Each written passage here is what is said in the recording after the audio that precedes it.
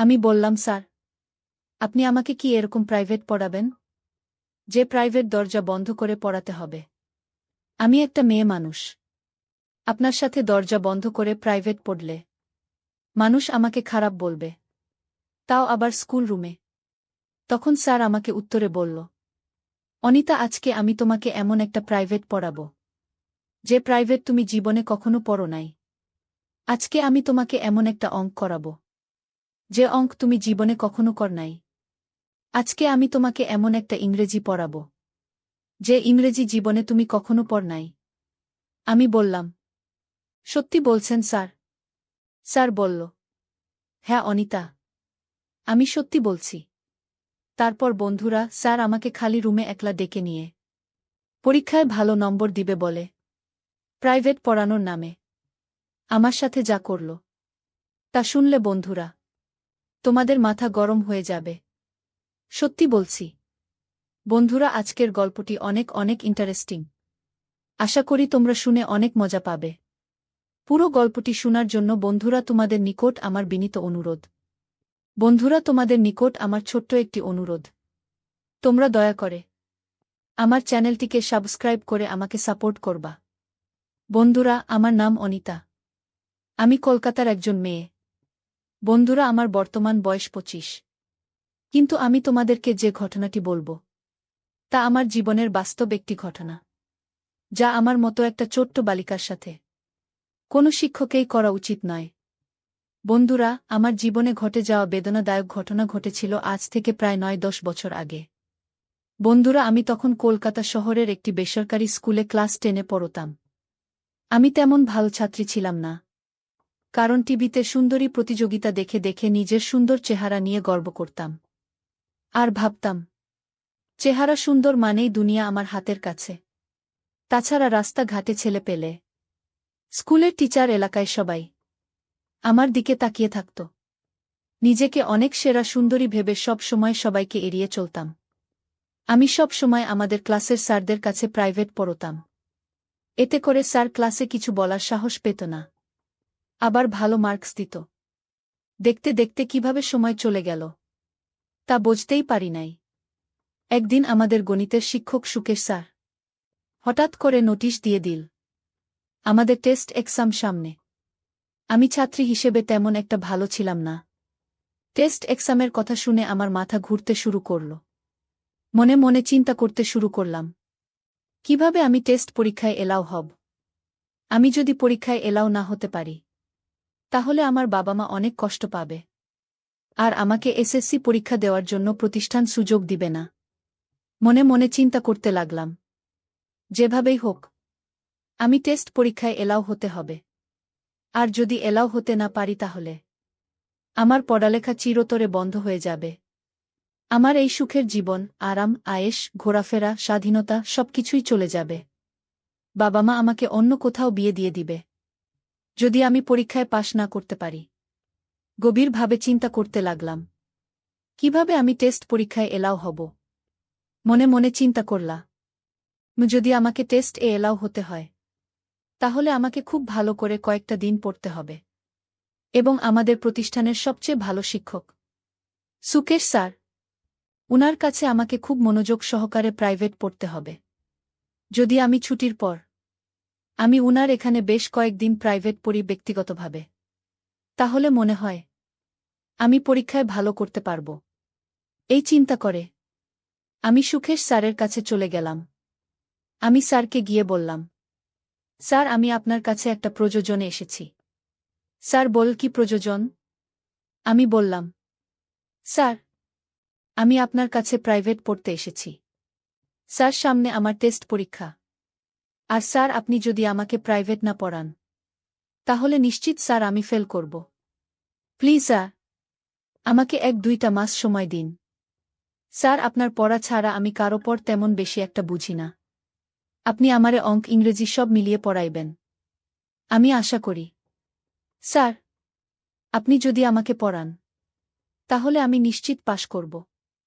Please sir, আপনি আমাকে অল্প কিছুদিন সময় দিন।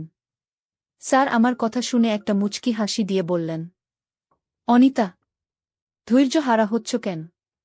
তুমি আমার স্কুলের ছাত্রী। তোমাকে পাশ করানো আমার নৈতিক দায়িত্ব।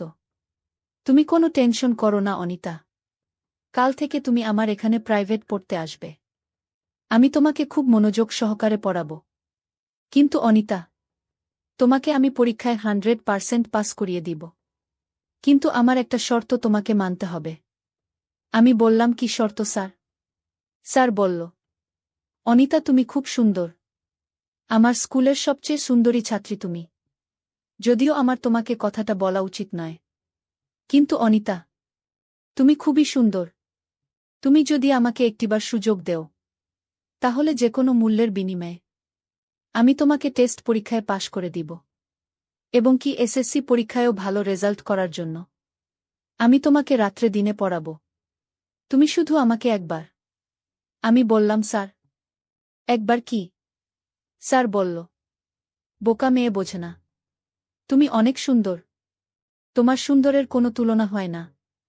আমি তোমার দিকে চাইলেই আমি যেন তোমার মধ্যে হারিয়ে যাই। অনিতা, আমি তোমার সৌন্দর্যের মধ্যে একবার হারিয়ে যেতে চাই। আমি বললাম, স্যার, আমি পরীক্ষায় পাশ করব বলে আপনার কাছে টাকা দিয়ে প্রাইভেট পড়তে এসেছি। কিন্তু আপনি যে স্যার এত নীচ, আপনি যে এত খারাপ, তা আমি আগে জানতাম না। স্যার, আপনি কি করে আপনার মেয়ের বয়সী একটা মেয়ের সাথে মেয়ের বয়সী একটা মেয়েকে এরকম প্রস্তাব দেন? আপনার লজ্জা করে না? আপনার লজ্জা শরম কি খেয়ে ফেলেছেন নাকি? সুকেশ স্যার আমাকে বলল, অনিতা, তুমি আমাকে যেভাবেই অপমানিত করো না কেন, তোমার দিকে তাকালে আমি আর স্থির থাকতে পারি না। অনিতা, আমি সত্যিই তোমাকে অনেক ভালোবাসি। আমি তোমাকে অনেক ভালোবেসে ফেলেছি। আমি তোমার ভালোবাসার আগুনে পুড়তে চাই। প্লিজ অনিতা, তুমি আমার প্রস্তাবে রাজি হয়ে যাও। আমি তোমাকে সকল পরীক্ষায় পাশ করিয়ে দেব। অনিতা, আমি তোমাকে খুব বিনয়ের সাথে বলছি, যদি তুমি আমার প্রস্তাবে রাজি না হও, তাহলে আমি তোমাকে সকল পরীক্ষায় ফেল করাব। তখন কোথায় থাকবে তোমার স্বপ্ন? কোথায় থাকবে তোমার মডেলিংয়ের স্বপ্ন? কোথায় থাকবে তোমার বিশ্ববিদ্যালয়ের পড়ালেখার স্বপ্ন? সব ধূলিসাৎ হয়ে যাবে। তোমাকে একটা রিকশাওয়ালার হাতে তোমার আব্বু বিয়ে দিয়ে দিবে। আর তোমার পড়ালেখা চিরদিনের জন্য শেষ হয়ে যাবে। এখন তুমি বলো, তুমি যদি আমার প্রস্তাবে রাজি থাকো, তাহলে আমি তোমাকে কাল থেকে প্রাইভেট পড়াব। আর না হলে আজকের মতো এখান থেকে চলে যাও। স্যারের মুখ থেকে এরকম ধরনের কথা শুনে আমার মাথায় যেন আসমান ভেঙে পড়ল। যেখানে আমার বয়স মাত্র 15 কিংবা 16 হবে, সেখানে 45 থেকে 50 বছরের একটা বুড়ো লোকের খারাপ নজর পড়েছে। তাও আবার সে আমার স্কুলেরই একজন শিক্ষক। বন্ধুরা বয়স অল্প হওয়াতে তখন আমি সঠিক সিদ্ধান্ত নিতেই ভুল করেছিলাম। স্যারের পাতানো ফাঁদে আমি পা দিয়ে ফেলেছিলাম। রাজি হয়ে গিয়েছিলাম স্যারের সাথে একান্তে প্রাইভেট পড়ার নামে নতুন কিছু করতে। তারপর বন্ধুরা, স্যার আমাকে বলল, অনিতা, আজকে স্কুল ছুটির পর তুমি আমার রুমে চলে এসো। আজ থেকে তোমার প্রাইভেট শুরু। আজকেই তোমাকে বুঝিয়ে দিব নতুন কিছু অঙ্কের নিয়ম, যে অঙ্ক তুমি কোনোদিন করো নাই। তুমি যদি এইভাবে অঙ্ক করতে পারো, তাহলে পরীক্ষায় নিশ্চিত পাশ করবে। আমি বললাম, আচ্ছা ঠিক আছে স্যার। তারপর বন্ধুরা, স্কুল ছুটির পর আমি সোজা চলে গেলাম স্যারের রুমে প্রাইভেট পড়ার জন্য। আমি স্যারের রুমে যেতেই স্যার দরজা বন্ধ করে দিল। আমি বললাম, স্যার, আপনি দরজা বন্ধ করে দিলেন কেন? স্যার বলল, আরে বোঝে না, পড়ালেখার সময় অন্য কেউ এসে ডিস্টার্ব করবে। আর পড়ালেখার সময় কেউ এসে ডিস্টার্ব করা আমার কাছে মোটেই ভালো লাগে না। আমি বললাম, স্যার, তারপরেও আপনি দরজা বন্ধ করার দরকার নেই। স্যার বলল, কেন? আমি যদি দরজা বন্ধ করে তোমাকে প্রাইভেট পড়াই, তাহলে তোমার কোনো সমস্যা? আমি বললাম, না স্যার, আমার কোনো সমস্যা নেই। তারপরও আমি একটা মেয়ে মানুষ। এভাবে দরজা বন্ধ করে রাখছেন, এটা মনে হচ্ছে ঠিক না। তারপর স্যার আমাকে বলল, অনিতা, আমি তোমাকে আজকে যে প্রাইভেট পড়াব, সেটা তোমার জীবনের প্রথম প্রাইভেট। এরকম প্রাইভেট তুমি আর কখনো করো নাই। সুতরাং এই প্রাইভেট দরজা বন্ধ করে পড়াতে হয়। আমি বললাম, স্যার, আপনি আমাকে কি এরকম প্রাইভেট পড়াবেন যে প্রাইভেট দরজা বন্ধ করে পড়াতে হবে? আমি একটা মেয়ে মানুষ। আপনার সাথে দরজা বন্ধ করে প্রাইভেট পড়ালে মানুষ আমাকে খারাপ বলবে, তাও আবার স্কুল রুমে। তখন স্যার আমাকে উত্তরে বলল, অনিতা, আজকে আমি তোমাকে এমন একটা প্রাইভেট পড়াব যে প্রাইভেট তুমি জীবনে কখনো পড় নাই। আজকে আমি তোমাকে এমন একটা অঙ্ক করাব যে অঙ্ক তুমি জীবনে কখনো কর নাই। আজকে আমি তোমাকে এমন একটা ইংরেজি পড়াব যে ইংরেজি জীবনে তুমি কখনো পড় নাই। আমি বললাম, সত্যি বলছেন স্যার? স্যার বলল, হ্যাঁ অনিতা, আমি সত্যি বলছি। তারপর বন্ধুরা, স্যার আমাকে খালি রুমে একলা ডেকে নিয়ে এমনভাবে অঙ্ক করাচ্ছিল যে অঙ্ক আমি জীবনে কখনো কোনো দিন দেখিনি। স্যারের অঙ্ক করাতে আমার খুব কষ্ট হচ্ছিল। আমি কিছুই বুঝতে পারছিলাম না। হতবাক হয়ে শুধু কান্না করছিলাম, কারণ স্যারের অঙ্কের ধরনটা ছিল একটু অন্যরকম। বুঝতেই তো পারছেন বন্ধুরা, স্যার আমাকে কোন ধরনের অঙ্ক করিয়েছিল। এভাবে বন্ধুরা স্যার আমাকে পড়ার ফাঁকে ফাঁকে প্রতিদিন বিশেষ ধরনের একটা অঙ্ক করাত, যে অঙ্কটা করাতে প্রথম প্রথম আমার খুব কষ্ট হয়েছিল। কিন্তু এভাবে স্যার আমার সাথে 1-2 মাস অঙ্ক করার ফলে খুব ভালোই লেগেছিল, এবং এইভাবে আমি আমার টেস্ট পরীক্ষায় উত্তীর্ণ হয়েছিলাম। অবশেষে আমি এসএসসি পরীক্ষায় পাস করেছিলাম।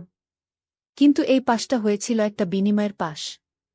এই সামান্য একটা সার্টিফিকেটের জন্য আমার জীবনের সার্টিফিকেটের একটা গুরুত্বপূর্ণ অংশই আমাকে বিসর্জন দিতে হয়েছিল। যাই হোক বন্ধুরা, এটা আমার জীবনের একটা বেদনাদায়ক করুণ অধ্যায়। আমি জানি হয়তো তোমরা বন্ধুরা আমার কথাগুলো অনেকেই বিশ্বাস করবে না, আবার অনেকেই বিশ্বাস করবে। পরেও বলছি বন্ধুরা, পৃথিবীতে এমন কিছু ঘটনা ঘটে যা মানুষ বিশ্বাস করতে খুবই কষ্টসাধ্য হয়। আমার ক্ষেত্রেও ঠিক সেই রকমই হয়েছিল।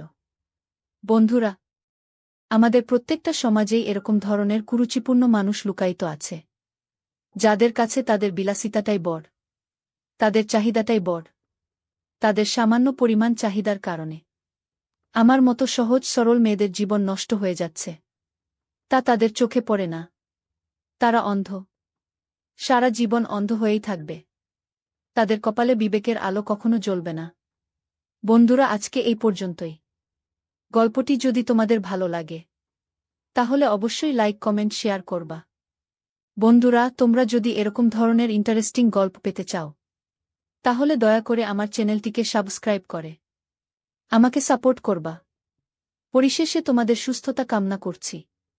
ভিডিওটি দেখার জন্য তোমাদের সকলকে অসংখ্য ধন্যবাদ।